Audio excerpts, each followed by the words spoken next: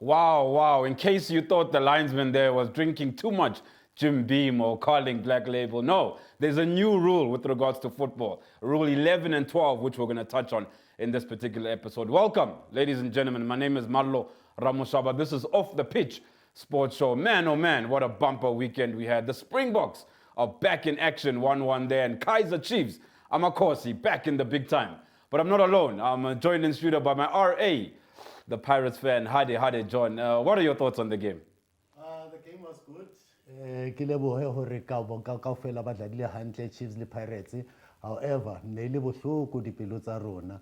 Moreover, ha ba fitla mobane bashimane ba fitla ko nna mo le khawashi ntse ke sebetsa ba re siyawaphula mathambo. And definitely when it happened, yeah, no, pilaka ne le bohloko. Hade. Unlucky, John and Orlando Pirates. We're not alone in studio. We're also joined by a Rose. I don't know when last, John, you bought your wife flowers, but Rose is joining us here as the new RA on the show. Rose, welcome. I mean, how are you doing? Tell a lot of us about your work within football and some of the things that you do. Okay, good evening to everyone. Good evening to the viewers, and thank you very much for having me. Good evening, Mr. Hlongwane. I'm Rose. I've got a little football academy that I run in Polokwane called the Little Football Academy. I used to work at SABC as a marketing assistant at SABC Sport. Excellent. That's a bit Rose. of my background. Okay, team you support. I mean, obviously, let's get into the game.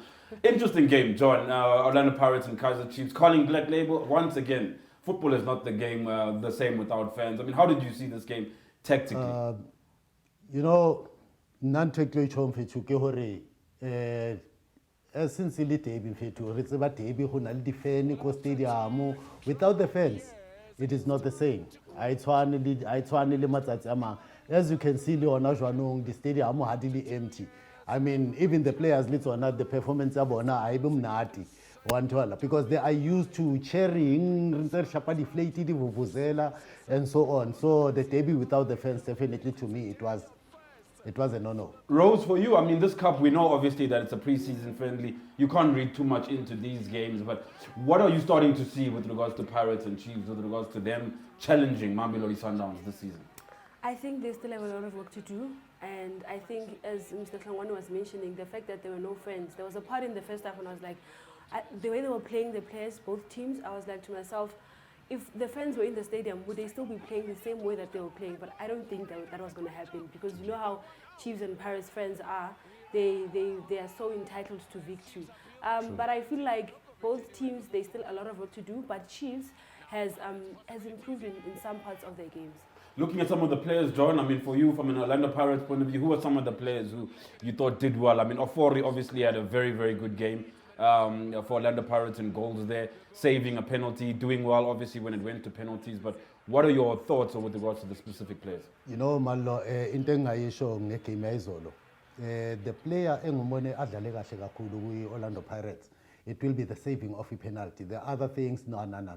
The Pirates is not the Pirates. Siyaziyo le beyidlala izolo. And nakhona futhi, even if they were introduced ama-player amatsha, no go tshwana fela ne nkare wa tseba batho bana ba tsamaile ba ilo lata I don't know gore ne ba ile ko spaza shop ba ilo kadima di-player ba re a re dlaleng mona re batla bona gore how are we going to do this season.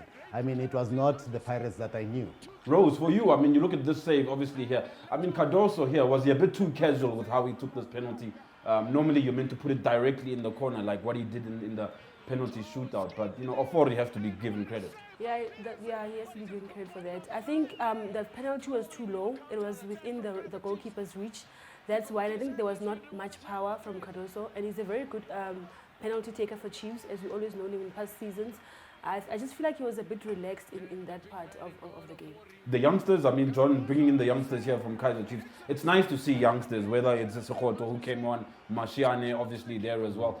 Orlando Pirates, with regards to youngsters, do you think they need to start bringing in more youngsters into their starting lineup? Yeah, like Kobone Mabani, what they did, they only displayed few yadi players, Sabona Zedincha, and what I've liked about Pirates and on the new signings is that Batli Sitse Bashimane Babanyani.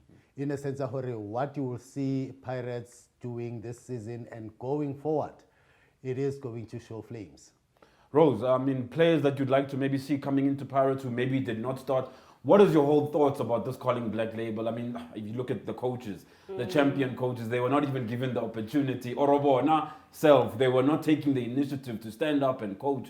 They were sitting in the dugouts, carrying mask and just doing nothing. I mean, for the first time, I was so surprised. You know, usually these champion Sure. coaches, they're up there, they're trying Yeah. to cheer on the team. But this time, it was just so weird. I didn't understand what was happening with both the coaches. I don't know if they said it before. It's like the Chiefs and Pirates real coaches. They all wanted to take in charge. They wanted to take charge of the game.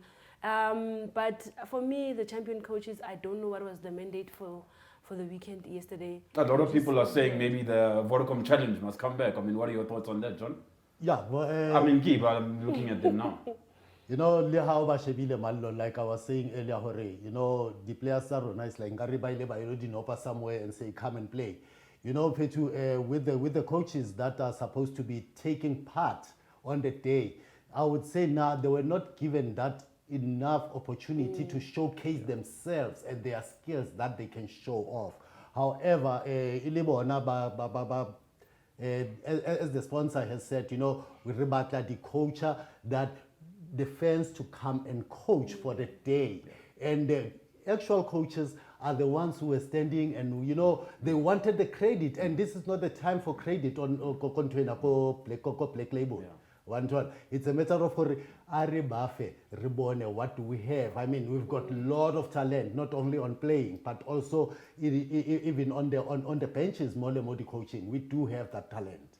Really interesting stuff. Peterson, for you, just as we close, I mean, goalkeeping department for Kaizer Chiefs, is Kuhne now going to be the number one, or now is he under pressure now with what we saw from Peterson? I think they practiced during before the game. I think they knew that Peterson was a good goalkeeper for penalties. I think that's why they brought him, because Kuhne was doing well entirely in the entire game.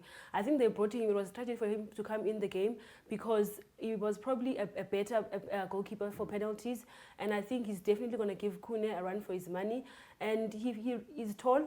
I think that's to his advantage, and I think he's going to really do well this season. Oh, the Rose amongst us is saying that Kuhne might have to look out for his number one spot. And congratulations, obviously, to Njabulo Blom for winning the man of the match.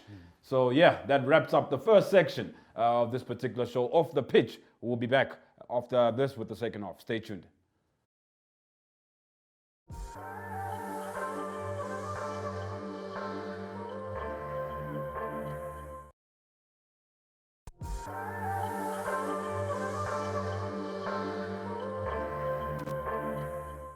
Welcome back. You are still with us here at Off the Pitch Sports Show, and we'd like to give a very big shout out and thank you to our partners here at Jim Beam. And stay in touch, because next week we are going to be having fantastic competitions with this brand where you will be able to win 1 or 2 bottles, maybe even a case of Jim Beam. I know it's a Monday evening, but you know, I think some of our Pirates fans here might need to shapa hanyane just to down. But yeah, there is a new rule, as we discussed in football, with regards to linesmen. And I want to bring John and Rose in here. I think you saw at the beginning of the clip, and some people think that the linesmen have been drinking too much Jim Beam, where the linesman, John, to bring you in, cuts into the field to get a closer look at the action. This is rule 11 and 12 in football. What are your thoughts on this new rule, and does it disrupt the play? What's about adding another player which is not a player in the field, like a Player. Yeah, a player who's not a player. I mean, yeah, keep player Jalanka Chupa. It will be disturbing the players in the field. However, looking at it, it will help in terms of when they make decisions. Like let's say there's a penalty, and you know Mutona Rose, I mean, what do you think? I mean, do you agree with John that he'll be able to cut in and see a better angle of the play, whether it's a foul or a penalty? I mean, we don't have VAR yet, but could this be something in the PSL to help the players? I was about to say, I think he's right. It might be disturbing to the players, but I think these kind of things, we need them, because in the past, we've always been complaining about our referees. Yeah. I mean, whatever that we can do to correct our mistakes in the past, I think this is a very good initiative. I think it's going to help so many, it's going to make decisions, we're going to make better decisions according to the play that we're going to be seeing on. Any negatives that you guys think that this might create? The negative that may create, Mallo, you know, like when the trainer, Polo is Shapa referee. You know, so now you shebile referee ko grounding and kamo ke only linesman wata wa matha. Confusion. Yeah, basically, Yes. ke confusion e fela that you know how passa bolo. Ke o yena o batla bona hantle sa feta wa jumper, you know, ho na le di-Springbok no ko grounding. You know. Springboks is later, John. They won, but it's fine. Moving along, guys. Kaizer Chiefs obviously look like they're about to make some new signings. Kaizer Chiefs, as you know, have added a lot with regards to their team. I mean, how do you see? Do you still think that Kaizer Chiefs need new signings? I think they do need new signings. I think at the back, Kaizer Chiefs are fine. Yeah. What I think Kaizer Chiefs is lacking, it's more creative players. Okay. They need more creative players. I think Billiard, they thought, as they always say, Billiard or wrong. I think they need much more creative players and someone to help in up front. I think that's what they need. They The should new put- CBD, they the call new it now. CBD. I think at the back, they're fine for now. Skukuna United have recently announced Sia Zulu from Mamelodi Sundowns will be joining them. I mean, Mamelodi Sundowns as well, offloading. We knew that they always need to offload a lot of players. I mean, their squad is just too big. It's just too big. And I think for Sia, it's going to be a good career move. He wasn't playing that much at Sundowns last season. I think for him personally, it was the best move that he could make. United have also announced that Peterson from Kaizer Chiefs will actually be joining them. So more offloading from Kaizer Chiefs, as we saw obviously Peterson from Kaizer Chiefs doing well. As we move now to international transfers, as we have a look there, Arsenal have actually announced that Granit Xhaka looks like he will be staying. From an international point of view, Rose, I didn't get your feelings in terms of who you support from international football. Chelsea. And actually, on that note, Chelsea actually beat out Arsenal 2-1 there at the Emirates Stadium last night. I mean, it's pre-season friendlies. I mean, John, what are your thoughts on, pre-season friendlies? Can we read too much into these games, or razamazama, just trying to get combinations? You know, pre-season games in Mallo, kiti game is important blind. Sure.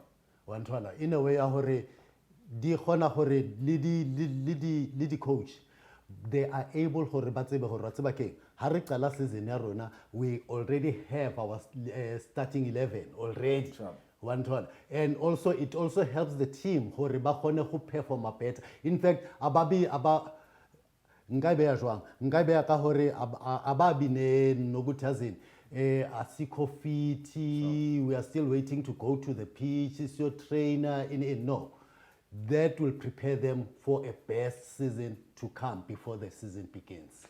And another international transfer that has just come in, Manchester United, Rafael Varane. It looks like he arrived there at Old Trafford this weekend, so he's going to be looking up to playing with Maguire and the rest of the back four at Man United. So that's Rafael Varane to Man United. Look like that deal has just been completed. I'm hearing in the region of £40 million. Kayo, George, Manchester City have also been adding. I mean, Manchester City, Rose, last season were absolutely phenomenal. Amazing. They just didn't win the Champions League. But I mean, Yeah. do you think now they are now likely to win the Champions League moving forward? Definitely. You know, every season they always get better, and I think Kayo coming in, they're saying he's the new Cristiano Ronaldo, and he's a very young player, and I think his deal is like for 6 years, if I'm not mistaken. Yeah, so I think he's going to add so much flair into that team. Another player that has a lot of flair is Jack Grealish from Aston Villa. I'm hearing £100 million. I mean, Manchester City, I mean, they've just got an unlimited wealth of cash. I mean, we saw him in the Euros coming in, Jack Grealish for England. Absolutely brilliant player. But keeping it local, Percy Tau, we have to talk about him before we go, with an absolutely brilliant, his first goal, the King of Judah. Let's have a look at this amazing goal from one of our own, Percy Tau.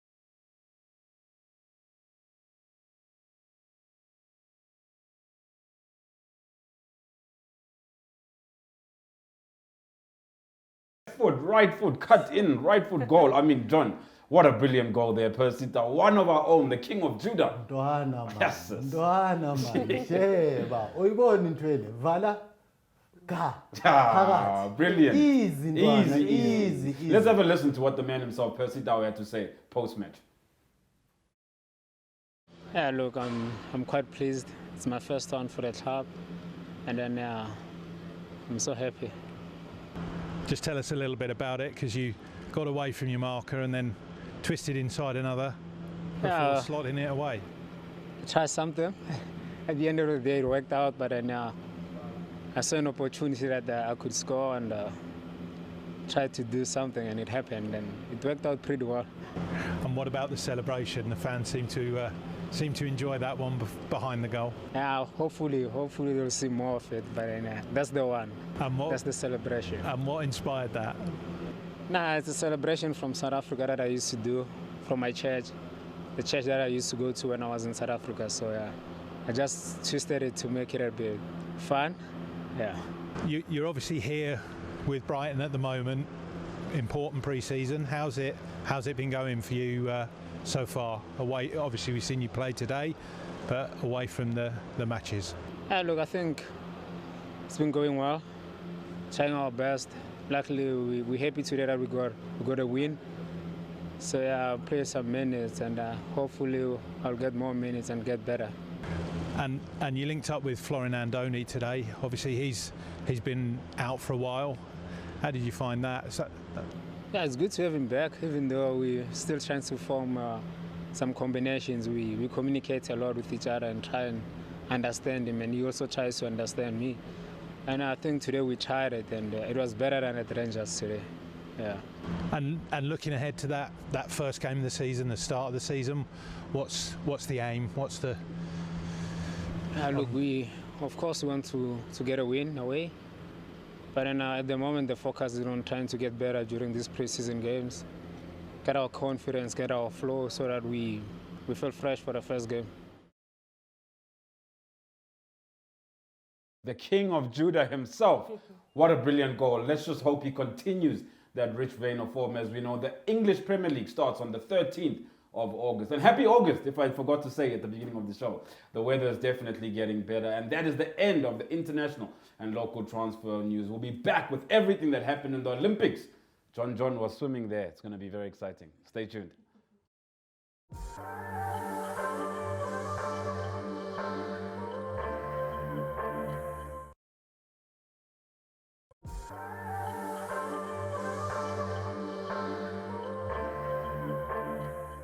Welcome back. You are still with Off the Pitch Sports Show as we break into everything that's happening with regards to the Olympics, and we know how well we've been doing in the swimming pool arena. Let's have a look at what Shoemaker had to do with us and get us a gold medal in the Olympics.